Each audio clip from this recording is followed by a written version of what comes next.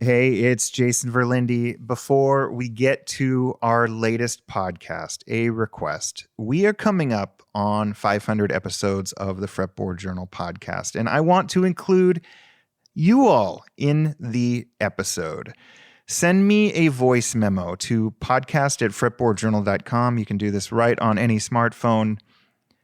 Telling me briefly, try to keep it under 2 minutes, how this podcast has been a part of your life, maybe some artists that you've found out because of it, maybe some luthiers, maybe how it fits in with your guitar habit. I would just love to hear and share your story with everybody else. We'll have other surprises as well, but our 500th episode is just a couple of weeks away, and I would love to hear from you all. Again, just shoot me a voice memo. You can record it on your smartphone. I know you all can, or if you have a mic, you can record it that way too. And send it to podcast@fretboardjournal.com. I will listen to everybody's submission and I will pick some of my favorites. And no matter what, I can't thank you all enough for tuning in. 500 of anything is quite an accomplishment, and I owe it all to you.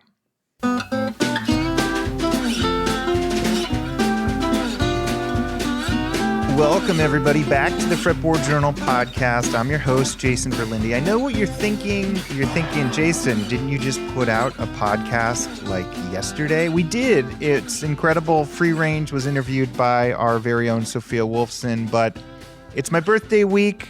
I'm going to put out as many podcasts as I want. Maybe I'll do one every day. I don't know.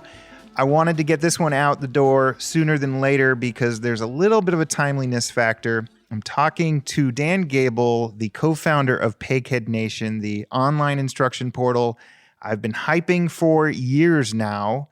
And Peghead Nation has a flat-picking, old-time, fiddle tunes Zoom live workshop going with their other co-founder, Scott Nygaard. And it starts on April 1st, and it goes every week for a while. So if anybody wants to get in on that, you should.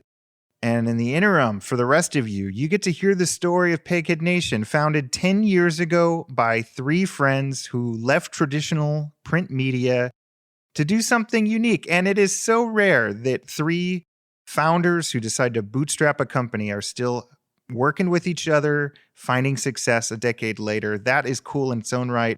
And Peghead Nation, as I keep saying every week on this show, is cool because some of my favorite musicians are teaching there.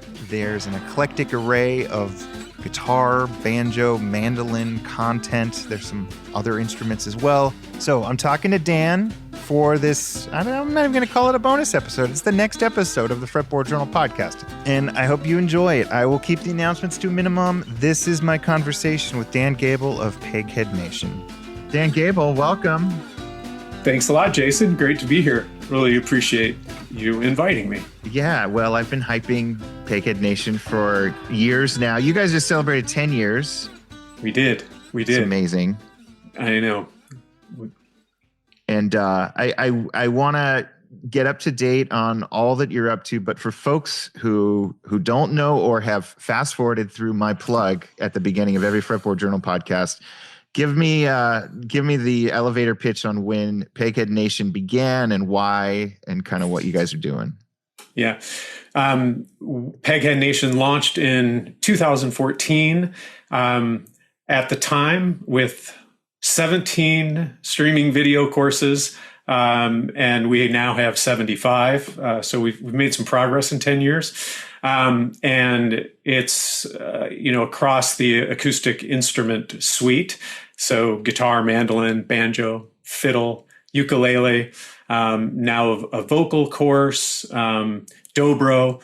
And we also publish a lot of instrument and gear demos from a lot of the folks that you feature in the magazine and that have been on your podcast. And a lot of performance videos and a lot of that kind of inspirational content that will keep people engaged, hopefully, even if they don't necessarily want to work on their, music technique at the moment. So we, and by we, I mean myself and my two co-founders and partners, Scott Nygaard and Taya Gherkin, I love those guys. We all come out of a long history of working together at Acoustic Guitar Magazine and String Letter Publishing, where we all spent. I was there for 18 years, and Tia for most of that time, and Scott as well. So we spent all of that time working on acoustic guitar together.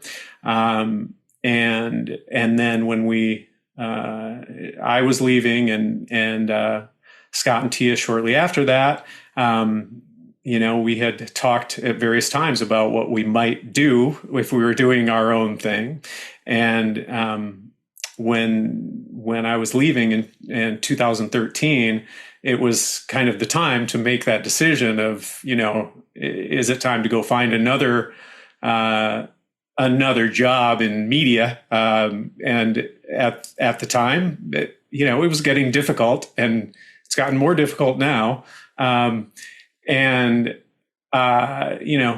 the choice that I would rather work for myself with some people that I really love and appreciate, and feel like we could create a team that had a proven track record of being able to produce a lot of really great stuff, but in a new format with a new focus. So yeah, that was 2013, and took us a year plus of development and shooting initial lessons in Tia Gherkin's garage. And then we launched in September 2014. It's such a rare story. 3 coworkers, the employment landscape changes. You decide you're going to start something new and be business partners. The fact that you guys are still partners 10 years later, that's amazing. Also, the fact that you got the idea launched and off the ground, and that it's still kicking. I mean, that's amazing. Obviously, there is a fair amount. There's been a long history of like online instruction and instruction in magazines and video instruction and then DVD instruction. Like, what was the angle you guys were going for? Like, what did you think was going to be the thing that you guys brought to the table that just wasn't being represented? At the time, there was, on the acoustic side, there was a fair amount of online guitar instruction, TrueFire, Jam Play. They were already in the space and doing quite a bit of stuff, but a lot of electric guitar instruction with some acoustic guitar stuff, but not like we see now. At the time, ArtistWorks existed with their suite of multi-instrument kind of platform. And we wanted to have, we came out of Acoustic Guitar Magazine, and we understood that was a limited situation, and we didn't want to just do guitar instruction. When I left, I play mandolin as well as guitar, and I was kind of casting around for some mandolin thing to do of, mandolin magazine or, lists that are available or something like that. And, Scott was looking at putting together a YouTube channel of his lessons, and, just as we talked about it. And, part of what we brought, I think, is among the 3 of us, we had the history that we had working on this gave us contacts, at least credibility, hopefully, that people would at least listen to our idea to create a online school that also served other kinds of content that we were used to creating from a magazine kind of perspective. You know what that's like, creating every issue and touching on different parts of the community, and kind of bringing that to life so that people have multiple entry points. We felt like we could do that with instruction at the center, in a way that other people weren't. And I think we've been able to do that. And, Scott's history with playing with people, I mean, he was an oboe, with Tim O'Brien. He played with Jerry Douglas. He played with Laurie Lewis. He's played with everyone. And the batch of instructors that we were looking at, that we were approaching initially, they were all people that Scott had played with, and or that we had worked with at acoustic guitar, either on the instruction side or the writing side, or covering.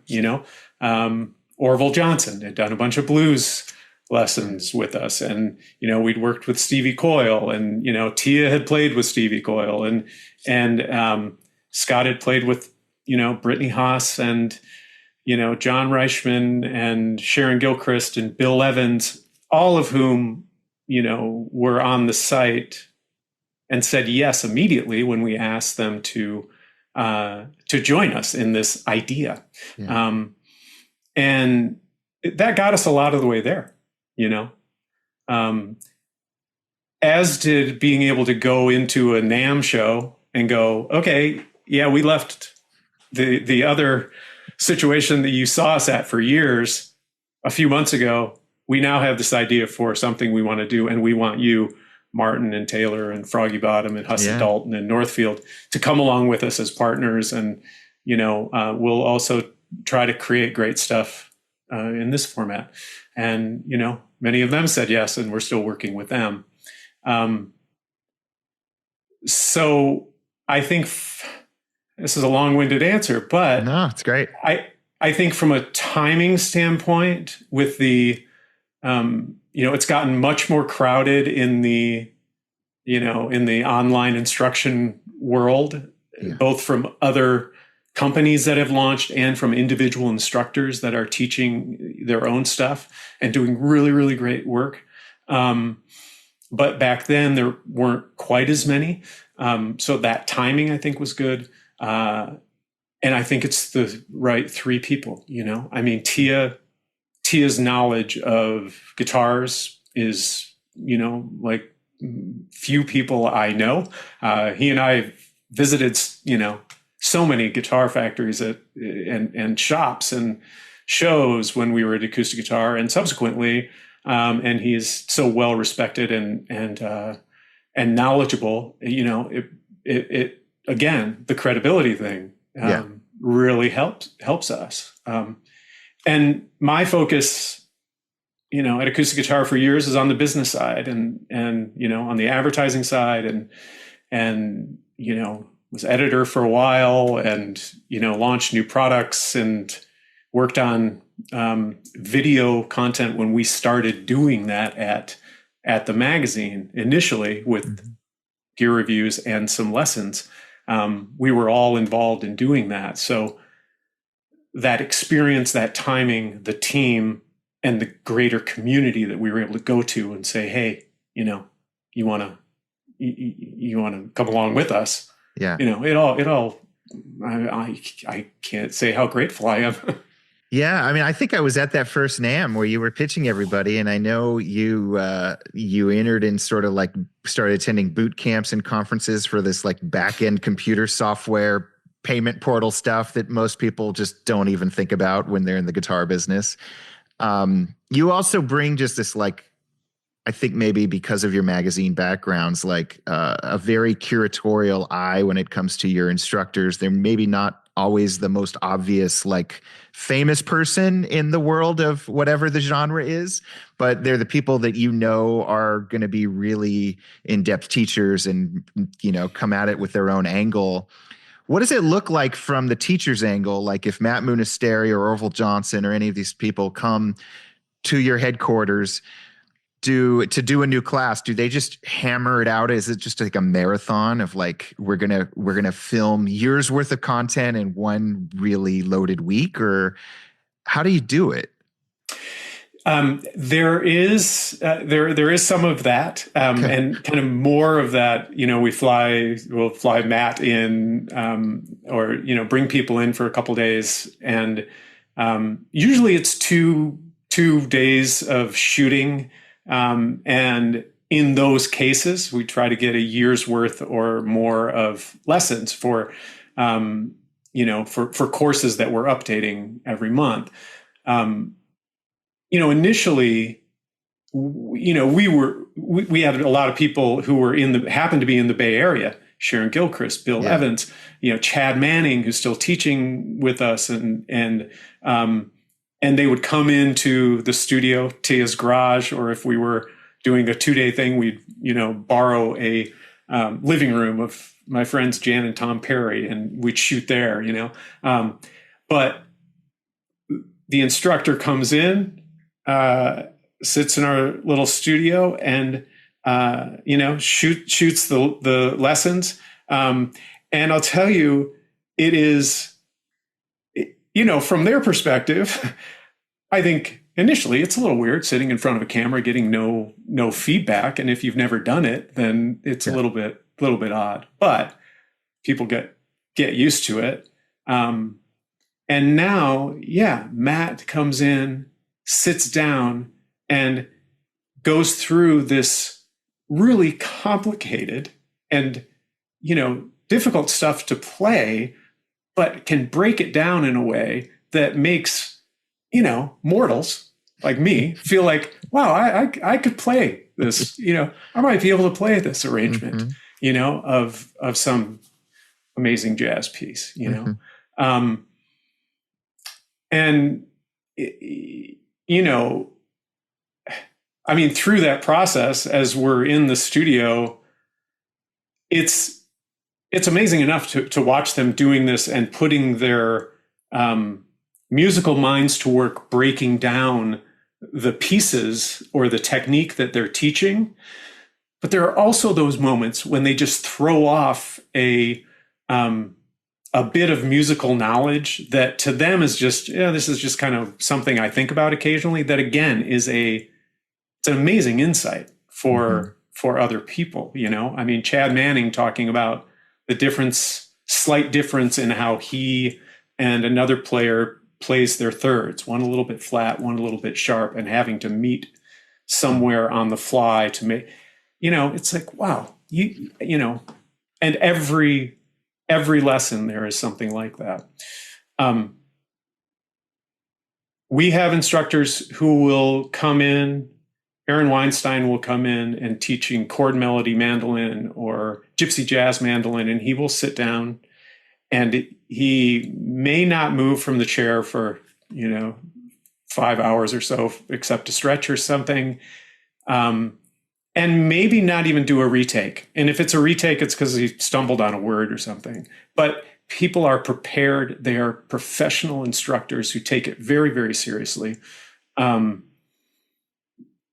And can deliver it, not just great players, which is also impressive too, to just hear them rip. Do you vet ahead of time what they want to teach and what level of difficulty it is?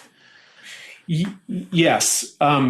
So kind of how we're arranged, Scott Nygaard is the editor, and he's kind of the mastermind behind the instruction content, and has worked mostly with the instructors to develop the courses, and as they're preparing for shoots, kind of talking a little bit about what they're planning on shooting as they come in. And again, his musical mind is like nobody's I've ever really encountered, and he can, when he hears something, he can break it down from a rhythmic and, melodic and harmonic way that is immediate and, very, very impressive, and then translate it into A, words and a narrative description, and B, into the musical notation and tab, which he does all of for acoustic guitar, or for he did it all. He does it all for Peghead Nation. Yeah. So that's kind of the in process once we're going. When we approach somebody or they approach us about teaching on Peghead Nation, we want to know, yes, what do you have in mind? Is it does it fit in the mix of things that we have in the, guitar course lineup? Does it overlap too much with Matt or Mark Goldenberg's theory course or whatever it happens to be. Find a topic that feels like it can be at least, a 24, 36, 48 lesson course from a topic standpoint. And then from an execution standpoint, does the instructor have a sense of what those lessons would be and how, they would approach breaking them down. So, get an outline and, assuming it looks like it will work, then go into shooting.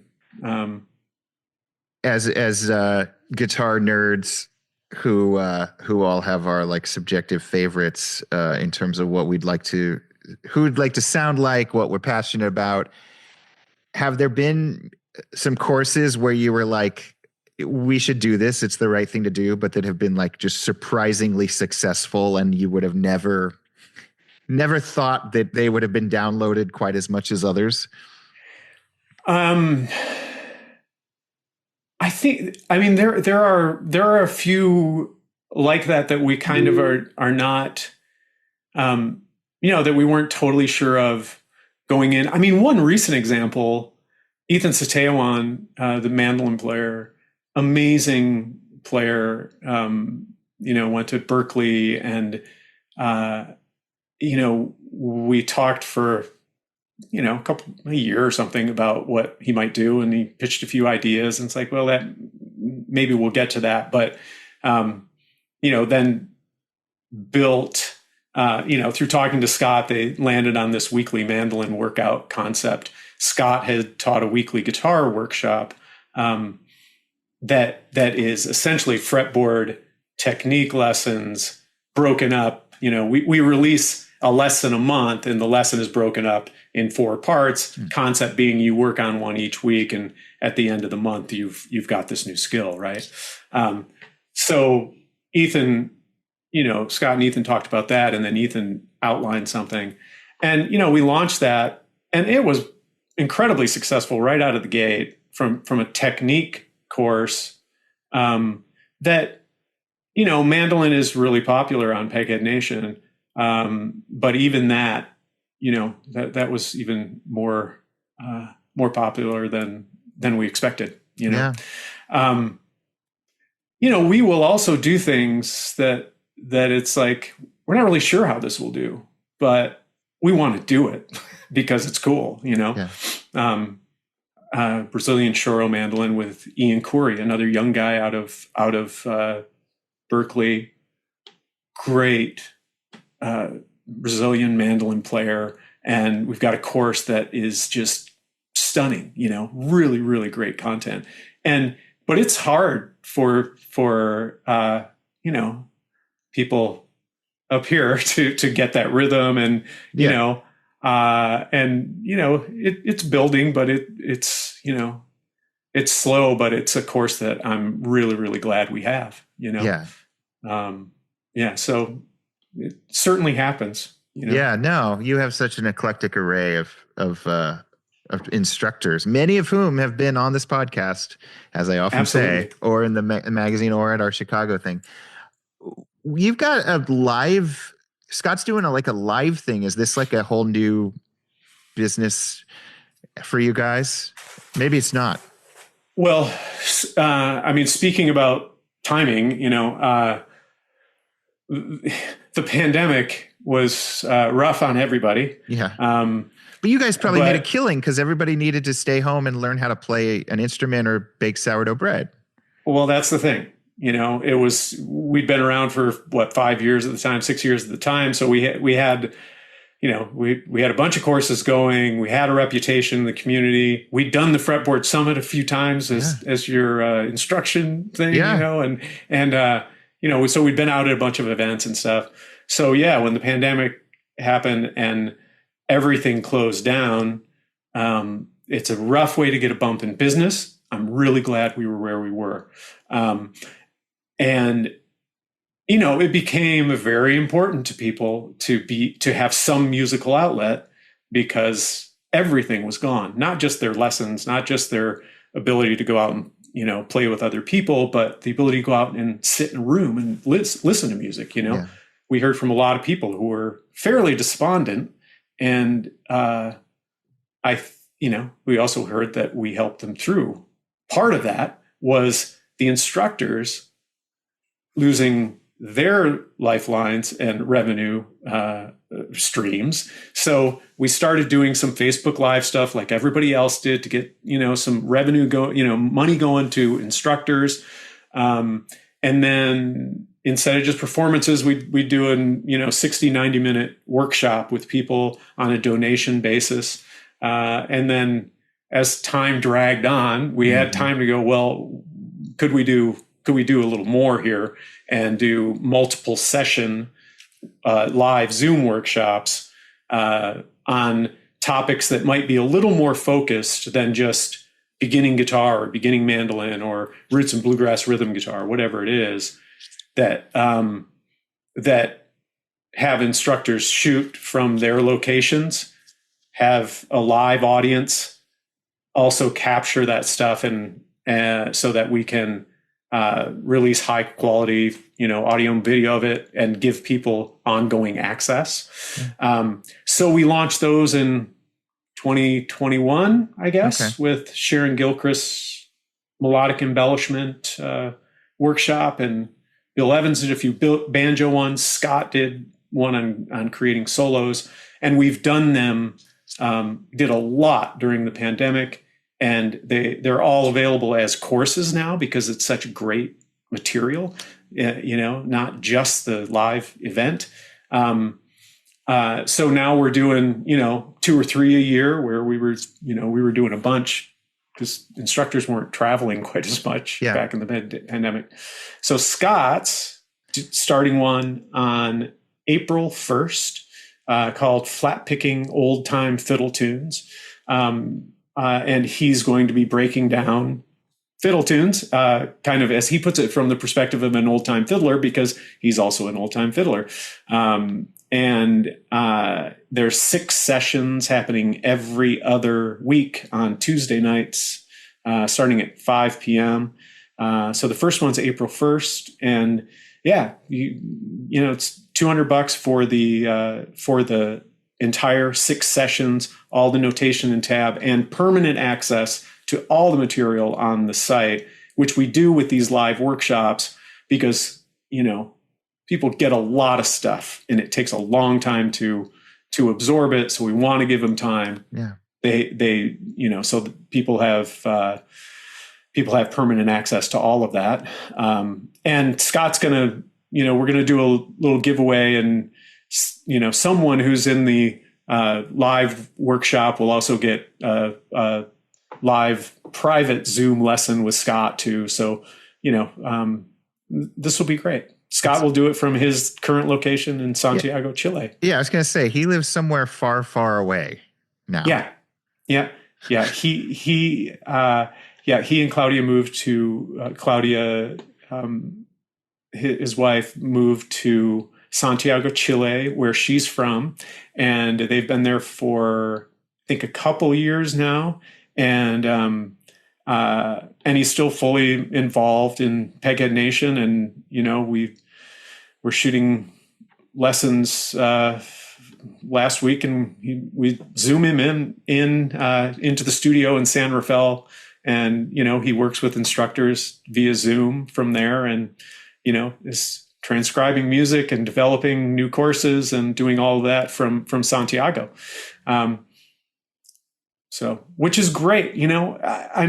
I love that Peghead Nation can work for people's lives, right? That they can make that move and still be fully involved in Peghead Nation, and Peghead Nation can continue to develop things and grow, and that Peghead Nation can help us live that life, Well, and beyond the 3 of you, it's great that these sites exist so that folks who live in the Santiagos of the world and want to learn old time guitar or banjo or mandolin, or whatever can tap into an instructor who's world class, who, oftentimes a lot of folks live in like a desert where there isn't just a great music store or great music community right there. So for sure. Well, I think part of launching Peghead Nation, I mean, for me, was that we can, we who are working in this field, right? I mean, you with the amazing access that you have with everything that you've done with Fretboard Journal and the Fretboard Summit, and, you meet great luthiers, amazing musicians, creative people all over the place. And, we have access that not everybody has, as you point out. And that's part of why we launched Peghead Nation, is because we believe that we could give people the access that, we don't take for granted, but it is part of our daily lives in a way that it isn't for everyone. And people are hungry for it. And it matters to them at a very, very deep level, and to be able to provide that, it feels pretty good. Yeah, definitely. So what's on the horizon for you guys? Or is there anything you can share now about where you see growth, where you see Peghead Nation going? Yeah. I mean, we are always developing new courses and new live workshops. We've just launched, a bunch of stuff in the last, 10 months with new instructors to us. Grant Gordy just released a contemporary flat picking course that's really great. Lauren Ryu, folk and bluegrass for songs for fiddle course. Ethan's course. We're developing another fiddle workout course with Alyssa Rose.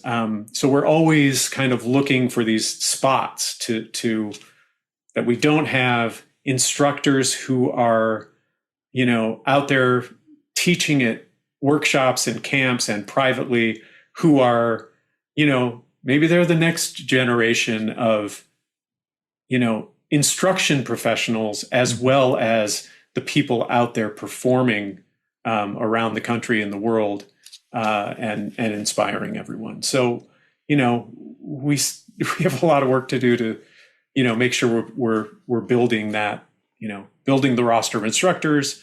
I think there are opportunities for us to do, in-person stuff that we haven't done a whole lot of. We have, again, we did it with you at the first couple summits, which were great.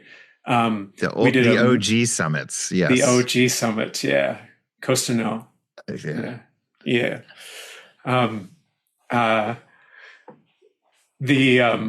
I'm sorry, I just flashed on you being roasted by David Crosby, and it's just talking about that the other day. One of the best moments. I also just flashed on shortly before that. I was going to Taya's car to get a camera out of the trunk, and I was trying to get back before Bill Frisell went on, and I closed the trunk, realized that I'd left the keys in the trunk, tried to open it, and the alarm went off just as Bill Frisell started started his set with these long, beautiful guitar lines in the Costa Noa forest and the car alarm's going off, and that was you. No, I didn't remember that. Yeah. It's amazing all the stories that come out of that first Fretboard Summit, which was only attended by, 100 some people, but everybody's got a crazy story. And for folks trying to visualize what Dan's describing, a rugged part of the Northern California coastline, and we erected a circus tent, so it wasn't like that. The vinyl on that tent was going to drown out your car alarm. So no, it was not. Sorry. I don't think anyone was complaining. In any case, we've done a few. We just got back from Wintergrass, where we did what I called the Peghead Parlor, where we had late night showcases with Chad Manning, our fiddle instructor, and his band, and some of the Crying Uncle Bluegrass guys who actually took a bunch of lessons. Their first lessons were with Chad Manning and at his school in Berkeley, and Sharon Gilchrist. So it was kind of a Peghead Nation family night, which was really great. Mm-hmm. Next night was Bruce Mulsky sitting there with 2 fiddles and a borrowed guitar because his Santa Cruz got busted while he was touring, just trading tips about fiddling and playing amazing tunes. And then the Never Come Down band from Portland, but also an amazing band that's getting a lot of attention right now, played and then jammed until 4 a.m. And that kind of thing of bringing Peghead Nation alive in real time, I love. We do have a space in San Rafael now that we are hoping to kind of have more in-person kind of house concert jams that if we can organize it, could be duplicated around the country, where Pegheads get together and can work on stuff that they're learning on Peghead Nation, multi-instrumental, launch a band. That sounds amazing. Yeah. Not easy to pull off, but amazing. No. But it takes a few, I guess, to seed it and then to try to carry things off. So, so I mean, 10 years is a long time, but I do feel like we're still just getting started. Obviously we've gone through some changes, and we've gone through full site redesigns and relaunches and expansions, and there's a bunch of back end stuff happening that, it's like, okay, I guess it's time. But that's just the running the business part. Totally.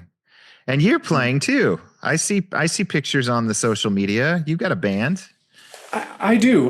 My band is Minus Mary here in the North Bay in California.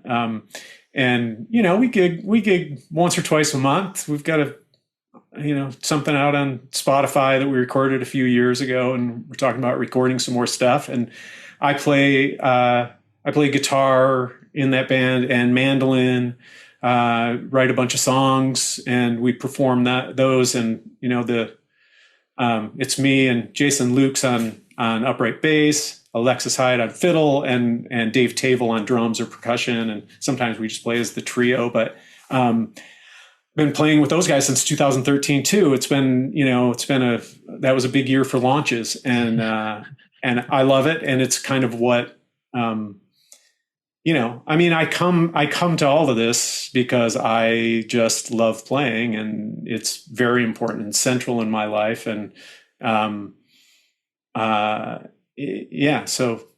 I love it. I love it. This is amazing. I'll include links to what Scott has brewing that's launching in just mere days. April 1st, yep. Yeah. Is that capped, or is there the more the merrier? No, more the merrier. Yeah. Please join us. Okay. Yeah, for sure. And then I'll include the usual spiel, my discount code, and all the great links. But what a success story. It's so cool to just, like I said earlier, like you just don't hear of this. It's very rare when 3 friends decide to start a restaurant or a business or anything, a band, and it's 10 years later still flourishing. Well, it's very special for us. I'm so thankful to those guys, business partners and some of the best friends that I have, and the instructors as well, have given a lot of their life's work, and give generously, and they are some of the best in the business, and it's just such a pleasure to work with them. So yeah.